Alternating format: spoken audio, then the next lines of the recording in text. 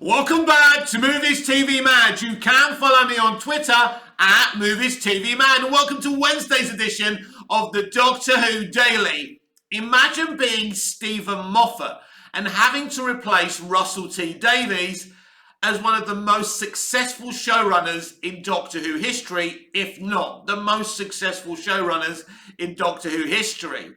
But that's not it. You've got to replace that outstanding element. But then you've got to bring in someone to replace David Tennant. Now, Stephen isn't a stupid man, and he tried to get David Tennant to continue as the Doctor. But without RTD, David Tennant was having none of it. He felt it was time to go. And David was, of course, right. Because I think David looked at it in the sake of the character. If you stay, you see, personally, I really like the 3 year and out thing. I think it's good, and let me explain to you why. If someone stays beyond that, then you get too used to them, then it's literally impossible to replace that actor as the Doctor. And David Tennant is probably one of the 2 or 3 times in Doctor Who history where it's literally impossible to replace them. David Tennant is still irreplaceable. And, you know, think about it. Back in 2009 when he said, I don't want to go, in the TARDIS, the 10th Doctor, did you actually think when we were going to be approaching a 60th anniversary special, when we were going to be under 12 months away from a 60th anniversary special, that David Tennant would officially be the Doctor again?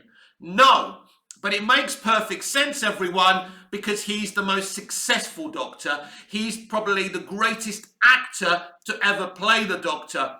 Watching David Tennant act makes me a better actor, and I'm not a great actor. I just perform, you know, on stage here in Cyprus. But, you know, he inspires me as an actor. The man is sensational. But imagine being Stephen Moffat, having to replace all of that.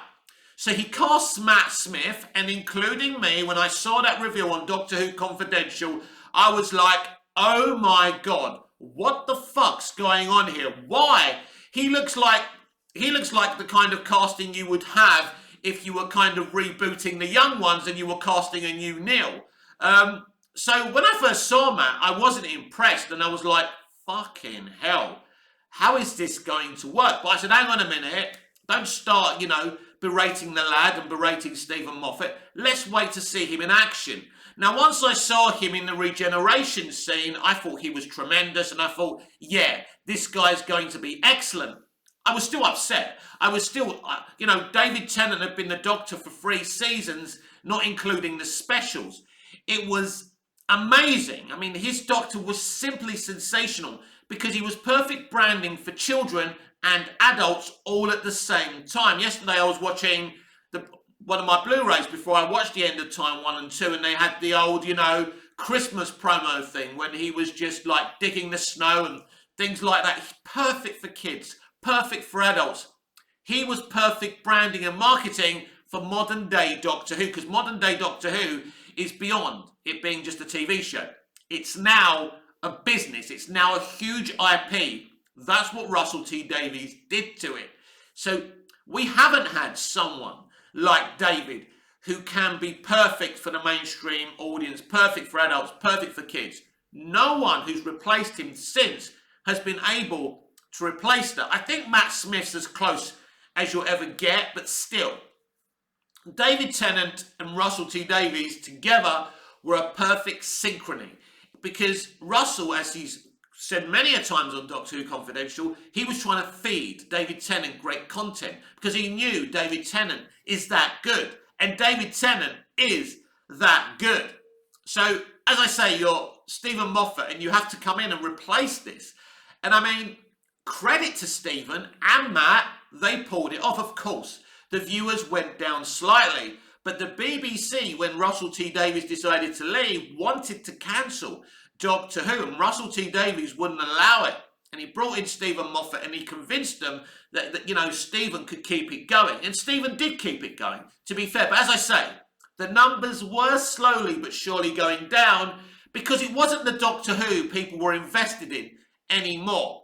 But slowly, It garnered a solid audience under Stephen Moffat, and it was a really good show. I loved the Moffat era mostly until he got fed up afterwards, and we've been through that before. But yeah, I think the Moffat era was great, and if Moffat came in before Davies, I think the ratings would have been even better. But coming in after Russell T Davies and David Tennant was the impossible task. So all I can say, because today I start re-watching the Moffat era with 11th Hour, which is a really great episode, and it's a perfect episode for this new Doctor. But immediately you could tell this is a new vision, this is a new show, it's a show that's rewritten itself, and that's difficult, because 11th Hour is good. There's nothing wrong with the change creatively that Moffat has brought about, but it's so different. It's different from the thing we were watching for 5 years that we loved. New production team, new head writer, new Doctor, new companions, dare I say. Amy Pond was very vastly different to Donna Noble, Martha Jones, and Rose. Of course, she needed to be different. We want different, because that's what Doctor Who's about. And Karen Gillan, she was amazing in the role, and she's become a superstar now. But so she was great, but it was all a culture shock at first. I couldn't really get into it at first, not because I thought it was bad, but because it was so different. And yeah, it was interesting, but I must say 11th Hour was awesome, and I made the mistake of watching it in front of my young niece. She was very young at the time, and apparently she had nightmares because of the Olivia Colman character and her kiss. Do you remember that? Was it with the teeth and stuff? I can't remember, but pretty scary for a child to watch. But Doctor Who's always been trying to scare children since 1963. Quite right too, by the way. Nothing wrong with that. But yeah, it was excellent. I mean, it's a really excellent episode. I can only appreciate it more now when I'm watching it. But at the time, when you're invested in a different version of Doctor Who, it's very, very different. Because there's a difference between the same showrunner bringing in a new Doctor. So you're used to that vision of that showrunner, but they're bringing in a new Doctor. This is why the kind of change from Eccleston to Tennant was kind of such a seamless crossing. Because you're not changing the TARDIS, you're not changing the format, it's just a new Doctor. You're even keeping the companion in Rose Tyler for an extra year, just to keep people, to remind people this is the same show. But Tennant was outstanding from the very beginning. From his bow in the Christmas Invasion, it was outstanding, and he went from strength to strength. So Matt and Stephen had an impossible task. But actually, Stephen and Matt actually achieved the impossible task. People loved Matt's Doctor. People were enjoying the Moffat era. Season 5 was sensational. The finale was outstanding. I think season 6 was when Stephen Moffat had a few problems because he went arc-based. Now, RTD did have story arcs, but mainly they were more cluey kind of arcs, like One Word, Bad Wolf, Torchwood, The Bees Are Going Missing, or things like this, or Harold Saxon. They weren't, and when you do it like that, of course, it doesn't take up the episodes. You can still do your random police box travel. I think one of the things that the Moffat era took away from the RTD era, which didn't work, is the random police box travel. Because the Moffat era seemed to be more purposeful where the TARDIS was going now, and there weren't a lot of accidents where the Doctor and Amy were arriving.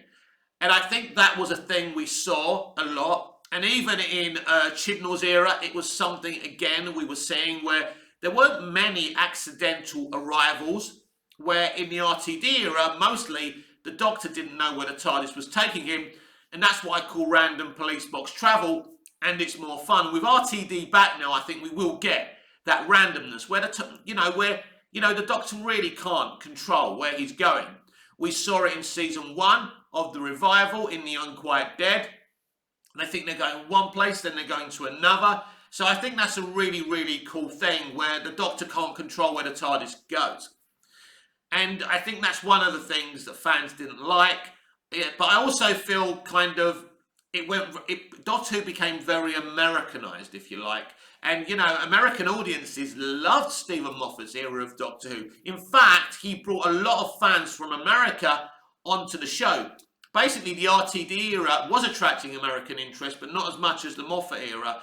And he became a bit of a rock star in America. I remember the Comic-Cons, and I'm sure you do as well, because making it more arc-based was more kind of something that was attractive to an American audience. Now, I like the Season 6 arc. I think it's interesting. Season 7, when we do have Clara and she becomes a mystery box again, it's an interesting thing that they're doing, but again, it takes away from the randomness of the police box travelling again.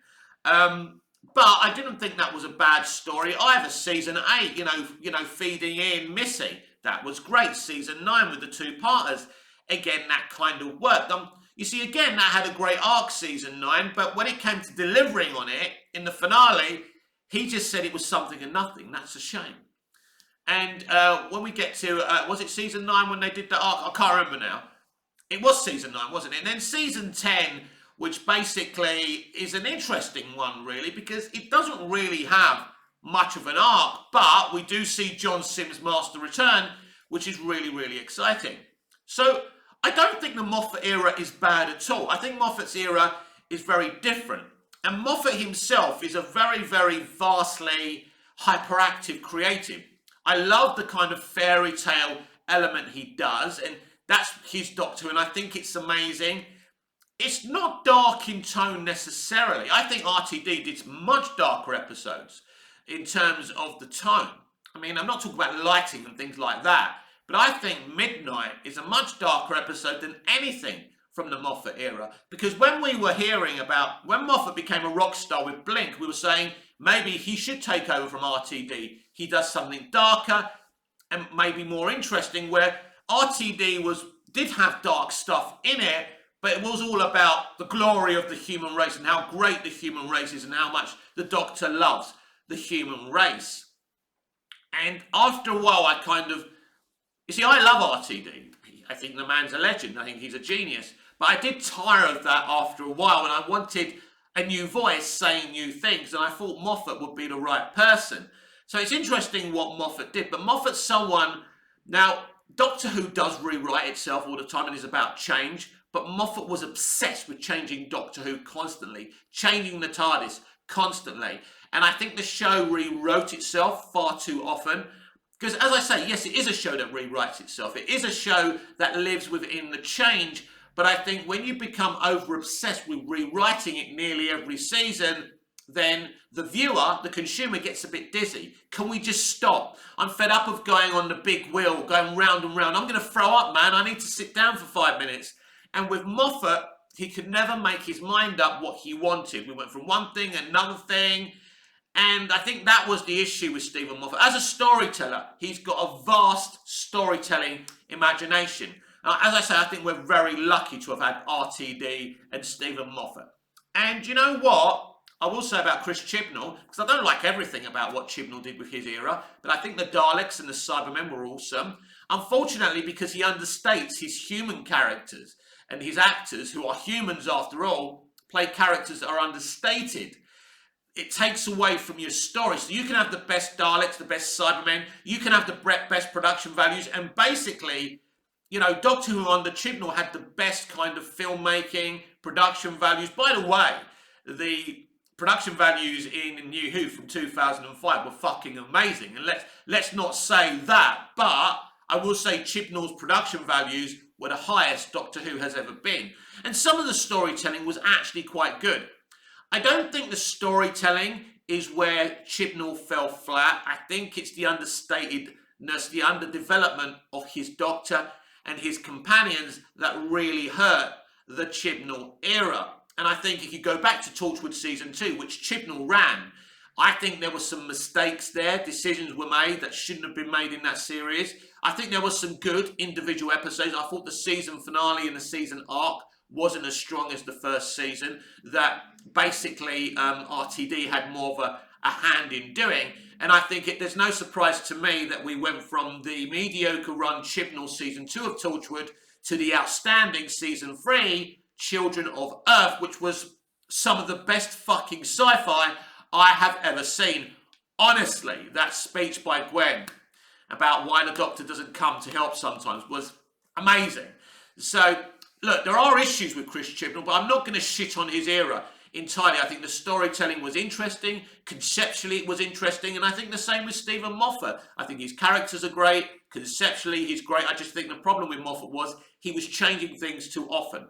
But ultimately, the Russell T Davies era, as far as I'm concerned, is the best era. It has a beautiful strand, it has a beautiful arc, and it tells a beautiful story. It's literally telling one story. And let me quickly, before I sign off for today, explain to you how and why. We start the 2005 revival with the Doctor, being this Time Lord who created genocide that killed the Daleks and his own people.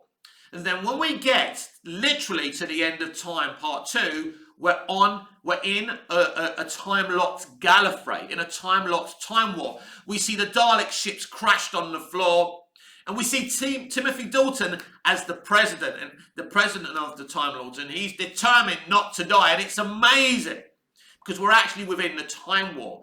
And I forgot that it was RTD who introduced the concept of the moment. The moment is the thing that the Doctor uses to destroy Gallifrey, and we see that in the 50th anniversary movie length special, The Day of the Doctor. And I think so there were some concepts from The Day of the Doctor actually introduced in The End of Time. But what I like about the RTD era, it's telling a man that did something really dark and deep to save creation, but the hole it left in his hearts, should I say, is even bigger. And we saw it all play out.